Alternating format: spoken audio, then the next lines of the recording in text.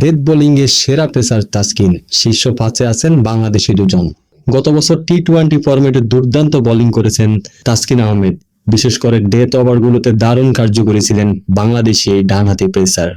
শুধু তাসকিনই নন, তার সঙ্গে দারুণ বোলিং করেছেন মোস্তাফিজুর রহমানও।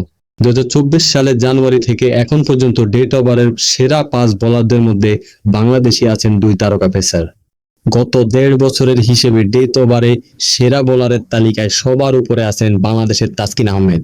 2024 জানুয়ারি থেকে এখন পর্যন্ত ডেথ ওভারে সবচেয়ে কম ইকোনমি রেটে বোলিং করেছেন তিনি।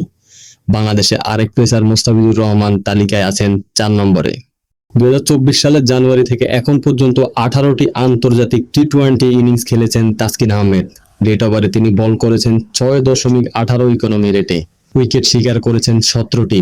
এ তালিকায় তাসকিনের পরের স্থানে নিউজিল্যান্ডের পেসার জ্যাকব ড্যাপি। 10 ইনিংসে 6.77 ইকোনমি রেটে বল করেছেন এই বোলার, তিনি নিয়েছেন 9টি wicket. Australian pacer Nathan Ellis এই তালিকায় আছেন 3 নম্বরে।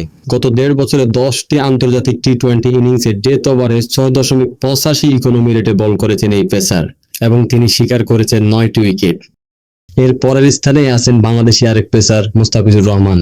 20 ইনিংসে ডেথ ওভারে তিনি 7.37 ইকোনমি রেটে বল করে 15 উইকেট নিয়েছেন।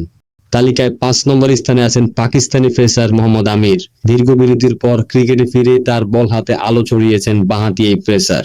2024 সালে জানুয়ারির পর থেকে 10টি টি-20 ইনিংস খেলেছেন আমির।